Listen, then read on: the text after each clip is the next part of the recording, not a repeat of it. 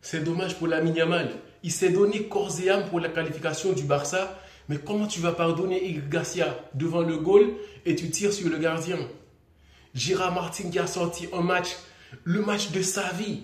Il s'est donné aussi. Il aurait pu terminer le match avec 3 passes D. En Ligue des Champions, demi-finale. Eric Garcia, tu ne rates pas ça. Franchement, Gérard Martin, il a fait un excellent match. Mais j'ai encore plus mal pour Lamine qui s'est donné et corps et âme avec des tirs imprévisibles. Sommer qui a fait un excellent match. Mais Lamine, franchement, Lamine, aller-retour.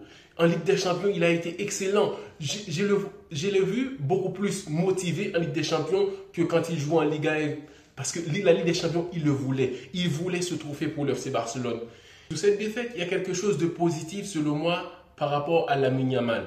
Il était motivé, il voulait ce trophée pour le FC Barcelone, mais quand même, c'est sa première Ligue des Champions en tant que vraiment leader en attaque et tout ça.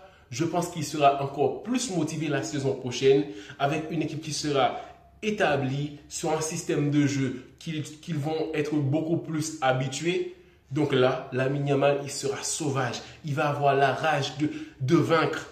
Je pense que là, il y a quelque chose de positif à en tirer parce que le jeune, il a toujours faim. Il n'a pas encore accompli sa mission en fait d'être beaucoup plus buteur, plus décisif dans les matchs, de donner le trophée au FC Barcelone, de dire ouais, moi je suis Lamine, je vous ramène ce trophée pour être content à la maison. Donc là, je vois un Lamine Yamal avec beaucoup de fureur qui va commencer la saison prochaine avec des champions. Et la mauvaise chose, c'est que ils vont affronter le Real Madrid. Avoir le mental aussi bas, parce que par rapport au fait de jeu, et Eric Garcia et Pedri qui n'a pas été au top non plus. Pedri n'a pas été au top. Et Rafinha qui a sauvé sur ce but pour dire que oui, il a fait quelque chose de bien dans ce match-là. Mais quand même, ces joueurs-là étaient moyens. Olmo aussi. Première mi-temps, l'Inter était vraiment sauvage sur le FC Barcelone, pressing très haut. On dirait que le Barça aussi sous-estimait l'Inter de Milan. Ils y croyaient trop. Ils y croyaient au-dessus de tous. Donc là, ils sont surpris de voir l'Inter qui les presse aussi haut, qui les empêche de jouer. Pedri qui n'arrive pas à contrôler le ballon pour ouvrir le jeu. Donc le Barça n'avait plus le contrôle du jeu en première mi-temps. Donc là, l'Inter avait la possibilité d'ouvrir le score. Ils l'ont fait, ils en ont profité, mais en deuxième mi-temps, le Barça s'est dit que ouais, nous sommes l'équipe qui est le plus fort en Ligue des Champions. On va le faire. Et là aussi, j'ai une petite question. Si le PSG arrive en finale, on dira que le Barça était meilleur que le PSG en Ligue des Champions ou le PSG est meilleur que le Barça?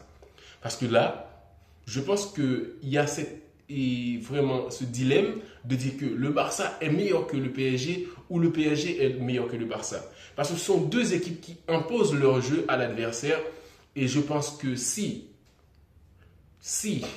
le PSG se qualifie pour la finale, PSG sera la meilleure équipe de la saison selon moi. Selon moi, oui, le Barça impressionne avec le piège hors jeu et tout ça. Le Real qui affrontera le Barça en Classico, une équipe avec des séquelles du match précédent, il y a moyen de faire match nul ou vaincre le Barça. Parce que Lamine, je ne le vois pas, je ne l'imagine pas aussi fort dans le Classico. À moins qu'il voudra passer sa rage contre le Real Madrid. Mais je pense que là, il est très mal. Très mal. Et aussi le coach qui aura aussi sa part parce qu'il n'a pas géré surtout la rencontre tactiquement. Tactiquement, Flick n'a pas été à la hauteur. C'est quand même osé de critiquer Flick, de dire qu'il n'était pas à la hauteur tactiquement parce que je crois que l'excès de confiance, ça a tout gâché.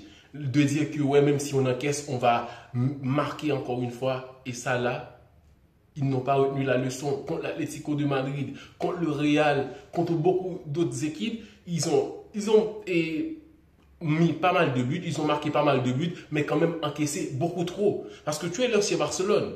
Oui, tu vas marquer beaucoup de buts, mais combien tu vas encaisser? Contre une équipe qui a une défense très solide, est-ce que tu auras cette possibilité de remonter au score? Ils l'ont fait au match aller comme au match retour, mais il faut retenir la leçon quand même. Tu dois gérer tactiquement, de dire que ouais là, fin de match, on va replier, on va dégager les ballons, mais pas comme ça. Tu laisses le jeu ouvert comme ça, et tu penses que la finale était dans tes mains. Non, frère. Il faut gérer les matchs. Le pire, c'est qu'un défenseur a marqué le but décisif du match contre un autre défenseur qui devait se gérer à Araujo. Le joueur de l'Inter était très juste dans sa touche de balle, mais quand même Araujo trop faible. Donc, j'imagine le Real Madrid et affronter le FC Barcelone avec beaucoup de motivation et le Barça avec ses séquelles vont avoir des difficultés pour affronter le Real en Classico. Parce que ça sera un match vraiment l'enjeu de la saison. Tu es éliminé en Ligue des Champions et le trophée que tu te voyais caresser dans le vestiaire, mais là, tu l'as perdu en fin de match. Et le Real Madrid qui a envie de sauver sa saison, envie Ancelotti qui doit se racheter pour l'affaire Arda Güler, Hendrick, le positionnement et des attaquants, le système de jeu du Real Madrid, Mbappé qui doit se racheter aussi pour être présent dans les grands matchs, et Vinicius qui n'a pas fait une saison excellente, Rodrigo qui a beaucoup à reprocher. Donc, il y a moyen que le Real entame ce match contre le FC Barcelone pour aller les prendre très haut. Ils ont regardé ces matchs aussi contre l'Inter. Ils voient les points faibles du FC Barcelone. Il y a des joueurs du Real Madrid aussi capables de faire beaucoup plus. Et avec Arda Güler dans le jeu, ça peut marcher, quoi. Donc, je vois le Barça en difficulté en fin de saison, même si on n'imaginait pas ce scénario. Mais quand même, c'est une équipe qui peut être beaucoup plus forte. Tout de même, je les vois pas à la hauteur contre le Real Madrid par rapport aux séquelles du match précédent